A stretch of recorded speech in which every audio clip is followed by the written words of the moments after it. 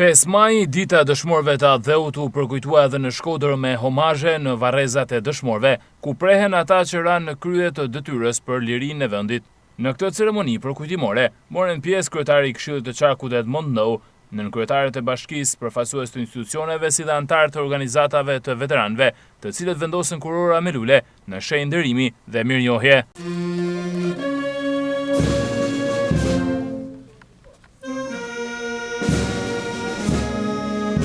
Kontributi i tyre i gdhëndur në kujtesën historike të qytetit u përmend me respekt dhe mirënjohje, ndërsa të pranishmit u përulen simbolikisht përpara sakrificës së tyre në luftën antifashiste.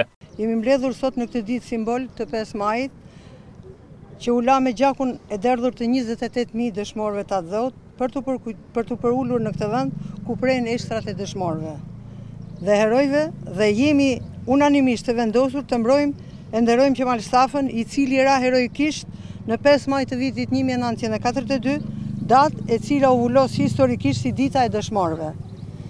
Vetmohimi i heroit të popullit Qemal Stafa këtu në Shkodër, ku ai jetoi dhe u shkollua, e njohin rrugët dhe gurët e qytetit. Ne pasardhësit tanë, përherë do të jemi në mbrojtje të vlerave të lançit, të gjakut të dëshmorëve dhe sakrificave që ata dhanë për çlirimin e vendit dhe fitoren mbi nazifashizmin dhe bashkëpunëtorët e tyre. Çdo kom i emancipum e ka një ditë reflektimi për ato kontributorë që janë temeli i shoqërisë edhe i shtetit edhe i popullit tonë. Na kena obligim edhe vim që t'i kujtojmë e t'i nderojmë. Me u thonë edhe atyre që janë mas nesh, që një këto sa kena sot Shqipnia, 28.000 kilometër, Kosova, si edhe Kosova e feston ditën e 5 majit, si dita dëshmorëve të komit edhe të Atë-Dheut.